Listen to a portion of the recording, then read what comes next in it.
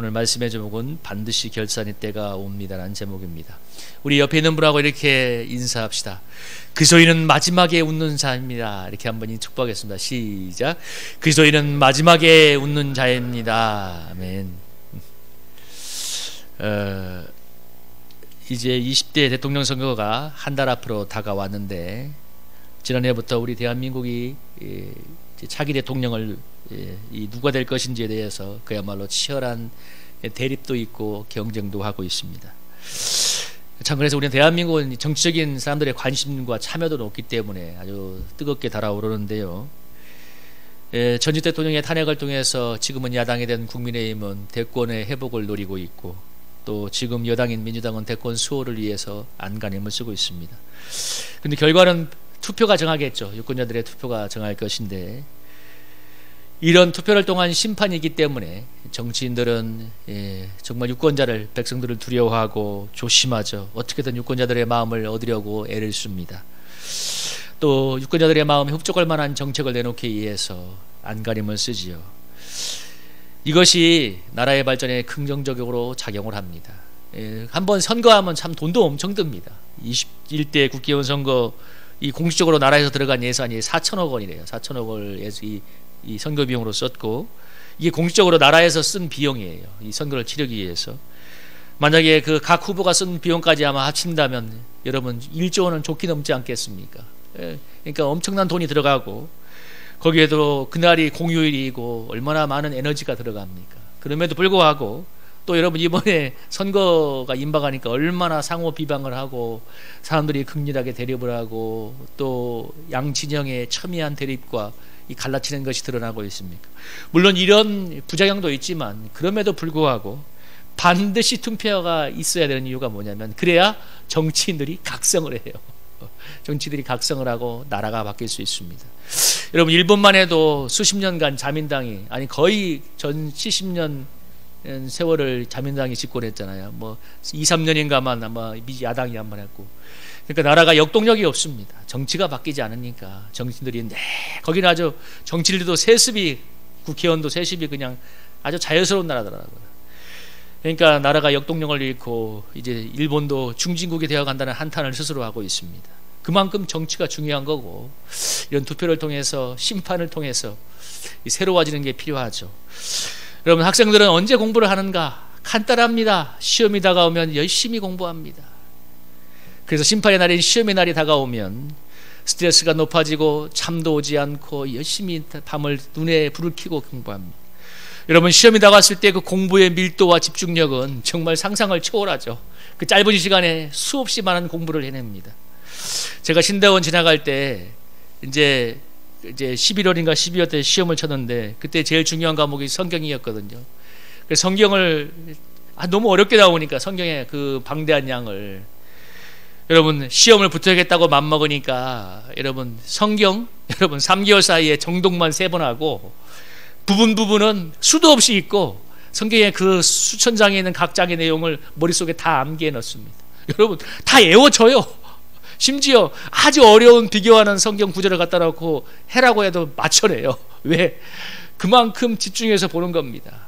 평소라면 그렇게 죽으라고 해도 못 해내겠죠. 그래서 시험의 이력이라는 게 이런 거죠. 바로 여러분 시험이라는 심판이 있기 때문이죠.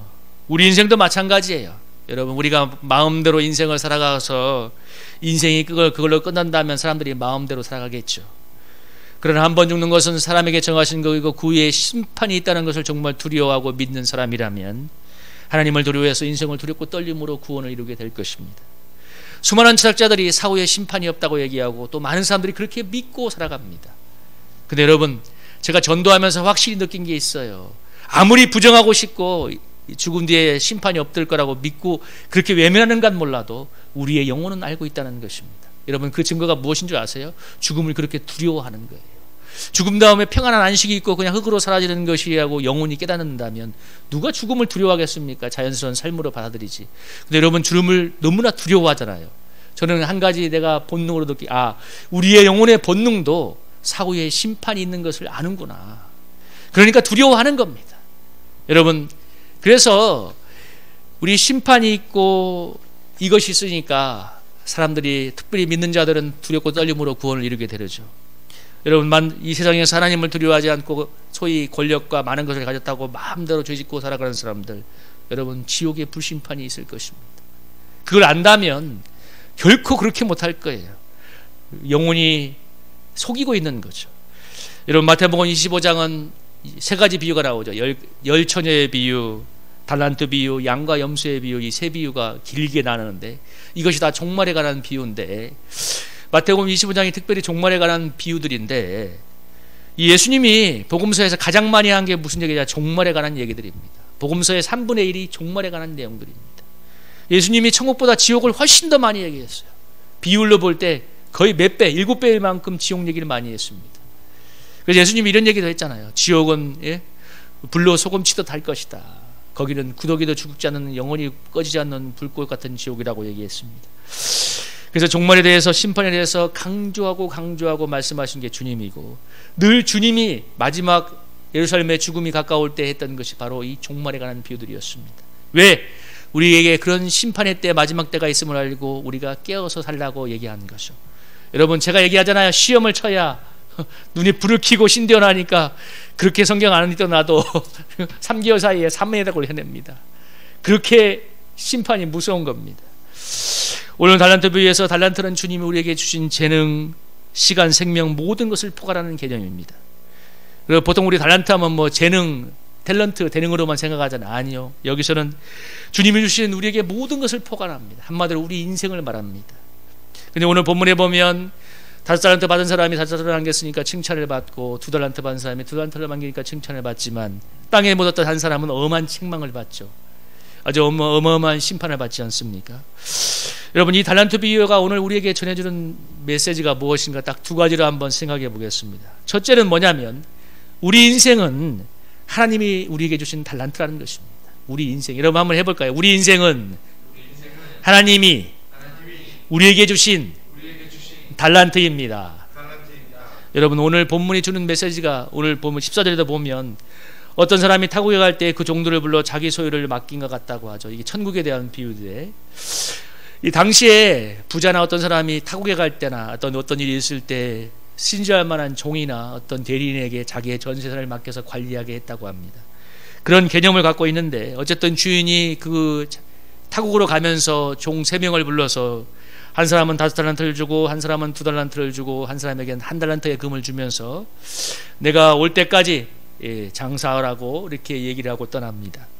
여러분, 1달란트는 금 34kg로 이 6,000데나리온인데 1데나리온은 당시 노동자 하루의 품삯이었습니다. 그래서 계산하면 이 6,000데나리온은 노동자의 20년 임금이에요.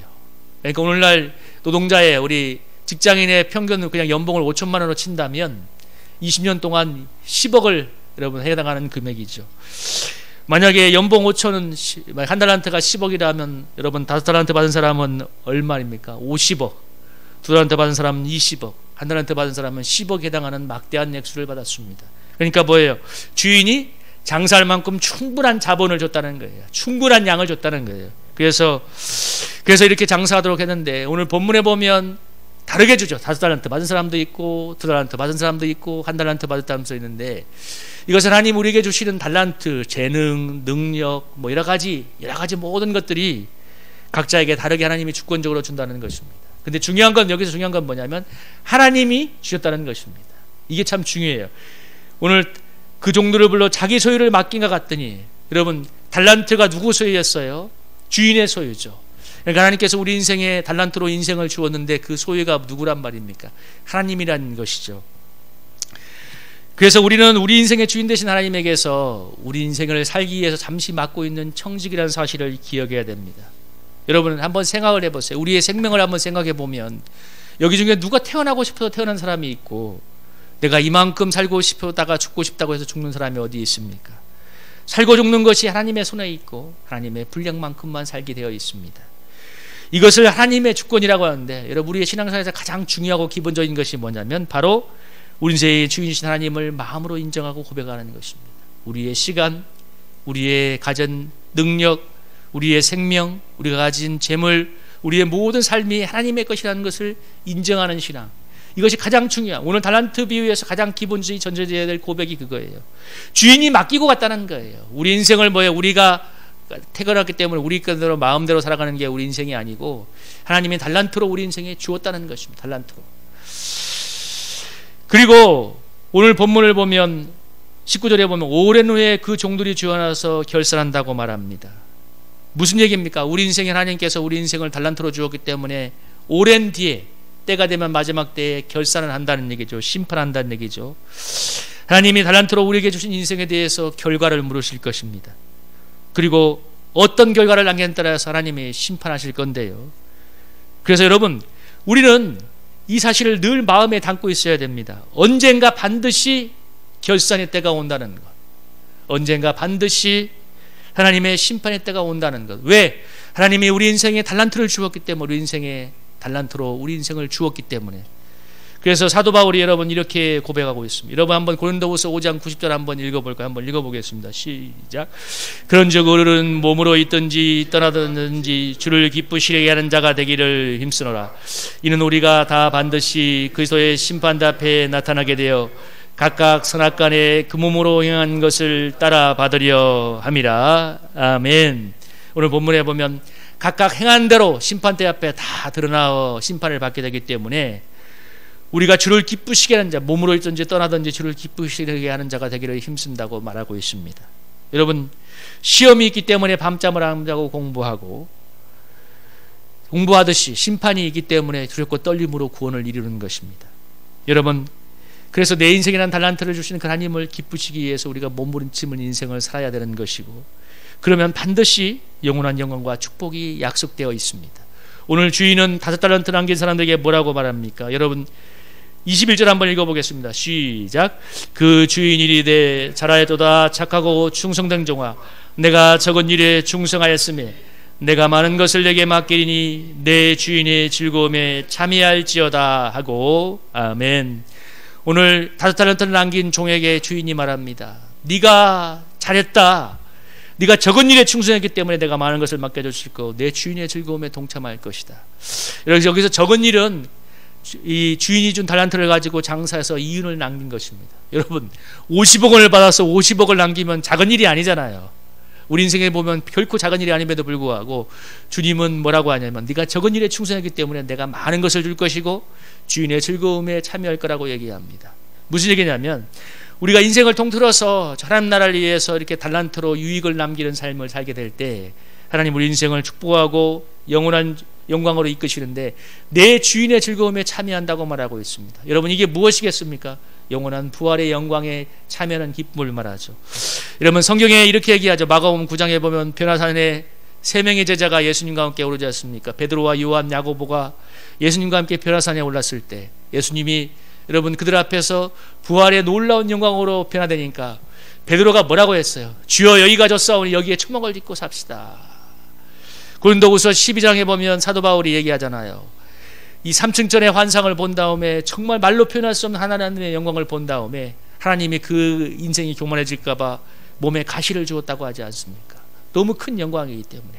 여러분 성경에서 그곳은 상함도 없고 다시는 죽음도 없고 슬픈 것이나 곡된 것이 없는 하나님께서 우리의 눈에 모든 상한 것을 씻어주는 영원한 영광과 축복의 곳임을 말해주고 있습니다. 여러분 우리가 주님의 영광을 위해서 우리의 달란트를 가지고 주님 나라를 위해서 유익을 남기는 삶, 이윤을 남기는 삶을 반드시 살아야 되는 이유는 잘못하면 심판도 있지만 여러분 뭐예요? 잘한 결과에 대한 하나님께서 놀라운 축복과 영원한 상급이 약속되어 있다는 것입니다. 여러분 시험 공부 잘하는 이유가 뭐죠? 붙으려고 하는 거예요. 여러분 제가 3개월 동안 눈에 불을 켜고 삼회독을 하면서 성경을 파면서 외웠기 때문에 그래도 저는 합격을 하게 되었습니다. 여러분 마찬가지입니다. 여러분 우리 사랑하는 성도님들이 주님 나라를 위해서 어려운 세상이지만 정말 주님 주신 달란트 가진 인생을 가지고 하나님 나라를 위해서 유익을 남기고 이윤을 남긴다면 하나님의 놀라운 위로와 영원한 상급이 약속되어 있는 줄로 믿습니다. 여러분 둘째로 한번 이렇게 해보겠습니다. 결산의 기준은 달란트를 가지고 하나님을 위해서 선용했는가? 결산의 기준이 뭐라고요? 이 달란트를 가지고 하나님을 위해서 선용했는가? 아름답게 잘 썼느냐는 것입니다. 여러분 오늘 주인이 종에게 뭐라고 합니까? 5달란트, 2달란트, 1달란트를 맡긴 종에게 와서 달란트를 가지고 장사해서 얼마의 이윤을 남겼는가를 따져 묻잖아요. 결산을 하잖아요. 얼마를 벌었냐. 여러분 50억 한 사람이 50을 벌면 정말 잘한 거예요. 요즘 같은 시대에 여러분 본전치기에도 그죠? 20억 가지고 20억 버는 사람 잘한 거예요. 그런데 10억을 가졌던 사람은 땅에다 파먹고 아무것도 안 하고 10억만 가져왔습니다. 주인이 뭐라고 합니까? 이 약하고 게으른 종아, 뭐 했어? 내가 엄한 심판을 내릴 것이다. 왜? 아무것도 안 했기 때문에. 주인이 그 많은 돈을 줬는데, 그 달란트를 주었는데 아무것도 안 해서 아무런 이윤을 못 남겼습니다. 여러분 이 장사를 달란트로 장사해서 이윤을 남긴다는 것을 어떻게 적용해야 될까요? 여러분 저는 이것이 마음에, 어느 목사님이 했던 이 말이 마음에 왔어요. 기업은 이윤을 남기지만 교회는 은혜를 남겨야 한다는 말을 했는데, 정말 지금 생각해도 정말 명언이에요. 맞다. 여러분 달란트로 장사해서 이윤을 남긴다는 것은 우리 인생을 통해서 하나님의 은혜를 남기는 것을 말합니다. 여러분 이게 잘 기억하셔야 돼요. 왜? 은혜가 남겨져야 그곳에 구원의 역사, 성령의 역사가 일어나기 때문입니다. 여러분 정말 다니고 싶은 교회가 어떤 교회죠? 은혜가 넘치는 교회 아닙니까? 여러분 정말 다니기 싫은 교회가 어떤 교회죠? 시험 드는 교회, 가면 은혜가 안 되는 교회. 제일 만나기 싫은 목사님 어떤 목사님이죠? 은혜가 안 되는 목사님이야. 그죠? 성도들 말 안 해도 저도 똑같아. 여러분 제가 만나기 싫은 사람 누구겠어요? 만나면 시험 드는 사람, 만나면 사람 괴롭게 하는 사람, 상처 주는 사람, 누가 만나고 싶어요? 그래서 근데 저 사람 만나면 은혜가 돼. 저 사람 만나면 정말 은혜로워. 은혜가 넘쳐. 이런 사람은 여러분 저절로 사람이 오게 되어 있어요. 여러분들 어떤 교회 다니고 싶습니까? 맞습니다. 여러분 은혜가 넘치는 교회 다니고 싶습니다. 여러분 어떤 교회 안 다니고 싶습니까? 시험 드는 교회, 은혜가 떨어진 교회, 가면 찬바람만 생생 부는 교회 누가 가고 싶어해요? 똑같은 거예요. 여러분 구원의 역사, 성령의 역사가 일어나려면 교회도 마찬가지, 우리의 개인의 삶도 마찬가지, 말이 필요 없습니다. 우리의 삶이 은혜가 되어야 됩니다. 우리 사랑하는 성도님의 삶이 은혜를 남기시기를 주님의 이름으로 축복합니다. 그래야 여러분 뭐예요? 구원의 역사, 성령의 역사가 일어나는 거예요. 여러분 그래서 목회자인 저도 은혜가 되어야 되고, 교회도 은혜가 되어야 되고, 우리 성도님들의 삶도 은혜가 되어야, 여러분 그렇게 은혜가 남겨지고 은혜가 나타나야 뭐예요? 구원도 일어나고 하나님의 영광도 나타나고, 그래서 여러분 이윤을 남길 수 있는 것입니다. 하나님 나라의 성령의 역사가 나타나는 것입니다. 여러분 제가 집에서 종종 설거지를 하는데 가급적 하려고 합니다. 그러면 제가 피곤한 중에도 설거지를 해주면 집사람이 꼭 고맙다고 얘기를 합니다. 여러분 피곤할 때 당신이 하면 좋겠어. 다 그렇잖아요 사람이. 근데 제가 늘 그렇지 못하지만 그래도 가능한 해보려고 노력합니다. 여러분 왜 그렇죠? 그래야 우리 집사람에게 저런 사람이 은혜가 되기 때문입니다. 은혜가 되기 때문이에요. 여러분 그 삼식이 얘기 들었죠? 퇴직한 남편이 집에서 하루 세끼 차려달라는 걸 삼식이라고 하죠. 여러분 거기다가 간식까지 챙겨달라는 사람을 뭐라는 줄 아십니까? 갓나새끼라고 한답니다. 간식까지 챙겨달라고. 얼마나 왼수겠어요. 여러분 근데 여러분 피곤할 때 설거지를 해주는 사람 은혜가 되죠. 거기에서 하나님 나라 역사가 시작되는 거죠. 은혜가 되어야 가정의 화평이 있고 복음의 역사가 일어나는 것입니다. 그래서 여러분 은혜가 되는 일은 큰 것보다도 작은 것에서 섬기고 양보하고 배려할 줄 알아야 됩니다. 달란트를 남기는 삶이 크고 복잡한 게 아니에요. 이렇게 은혜를 남기는 삶이에요. 은혜를 남기는 건 어려운 게 아니라 작은 것에서 시작하는 겁니다. 여러분 제가 간증들었던 가장 감동적이었던 간증은 큰 병이 낫는 게 아니라, 은행 다니는 어느 여집사님이 밑에 10명의 여직원을 데리고 있는 팀장일 때 아침마다 출근하는 길에 파리바게뜨에서 빵을 사서 아침마다 미팅을 할 때 여직원들에게 커피를 타서 대접하면서 미팅을 했다는 것입니다. 그때 그 여집사님이 뭐라고 얘기했냐면, 밑에 직원 내가 섬길 수 있지만, 직급도 낮고 나이도 10살 밑에 내가 언니기 때문에 시킬 수 있지만 내가 타서 줘야 은혜가 되고 그리스도인 것을 다르게 본다고 했습니다. 여러분 왜 그러죠? 은혜가 되기 때문입니다. 그래야 믿지 않는 그리스도 밑에 여직원들이 교회를 향해 마음의 문을 열지 않겠습니까? 여러분 제가 이번 설 연휴에 2년 만에 부산에 내려가서 양가친지를 배웠는데 참 감사했던 건 뭐냐면, 저희 형님이 코로나 하기 전부터 그랬는데 이제 제사를 지내지 않고 함께 예배를 드리고 있는 건데요. 이번에 가서 이제 함께 예배를 드리면서 얘기를 하는데 제가 이거 예배 인도할 때 이번엔 참 뭐라고 할까, 예배 인도하기가 너무 굉장히 마음이 편했습니다. 근데 가만히 생각해 보니까 뭐냐면, 제가 일하는 중에 꼭 일주일에 2번이나 3번은 저희 어머니한테 전화해서 어머니에게 축복 기도를 해줬거든요. 그러면서 이제 저희 형님 가정을 위해서, 함께 사는 형님 가정을 위해서 축복 기도를 했는데, 형님 가정을 위해서 축복 기도를 늘 하고 해줬으니까 제가 가서 예배를 인도할 때 할 말이 있는 거예요. 우리 조카한테 너 좋은 남편 만나도록 기도하고 있다. 그러니까 할 말이 있는 거예요. 그러니까 그런 기도를 하고 있다는 게 우리 형님 가정, 형님과 들었던 사람들에게 은혜가 되는 것입니다. 여러분, 참 작은 거였죠. 근데 제가 만약에 한 주에 2번 했다면 1년에 100번을 했잖아요. 100번 동안 여러분 매주 작은 것이지만 축복하며 전화로 기도할 때 여러분 만나니까 벌써 거기에 은혜가 담겨 있는 것입니다. 제가 느꼈습니다. 아, 작은 것이지만 이렇게 신실하게 간다는 것이 은혜를 남기는 삶이구나. 여러분, 꿈의 교회 김학중 목사님이 안산에서 지금 그 교회를 잘하고 계신데요, 그분이 교회 건축할 때 이런 일이 있었다고 합니다. 여러분, 이웃들이 건축에 대한 컴플레인을 많이 했는데, 그 바로 교회 담장 옆으로 할머니가 살고 있었는데, 할머니가 그렇게 그 다미에 크는 호박을 그렇게 애지중지했대요. 그래서 할머니가 와서 막 목사님을 협박하듯이 말하기를, 목사님 이 호박만 상해봐, 가만히 있지 않을 거야. 그래서 이 김학준 목사님이 성전 건축하는 동안 내 기도했던, 하나님 호박이 살아있게 해주세요. 그래서 정말 그 건축업자들한테는 늘 신신당부하면 절대로 호박을 상하게 하지 말라고. 뭐 공사하다 보면 그렇잖아요. 뭔가 막 부시다 보면 엉망이 될 수도 있는데, 그래서 끝까지 호박을 지켜줬다고 합니다. 그러니까 나중에 그 할머니가 와서 너무 감사하다고 그분이 마음을 열었다는 얘기를 들었습니다. 정말 작은 거죠. 근데 중요한 건 교회가 세상에 대해서 그 작은 걸로 지킴으로써 은혜가 되는 거예요. 여러분, 그러니까 그 할머니에게 교회란 뭐예요? 내가 사랑했던, 저렇게 애지중지했던 호박을 지켜주는 교회, 한번 예수 믿어야겠다. 여러분, 바로 이런 게 은혜를 남기는 삶인 것입니다. 달란트로 장사해서 이윤을 남기는 인생이에요. 여러분, 우리 사랑하는 성도님들이 지금 이 자리에 와서 앉아있는 이것도 은혜를 남기는 것입니다. 여러분, 우리 작은 교회는 한 사람이 빠지면 표가 확 납니다. 반대로 여러분 성도님들이 함께 이 자리에 와서 피곤해서 자도 괜찮아요. 하나님 보실 때는 은혜가 될 것 같아요. 여러분, 내 사랑하는 자녀가 우리 집에 와서 자고 있구나.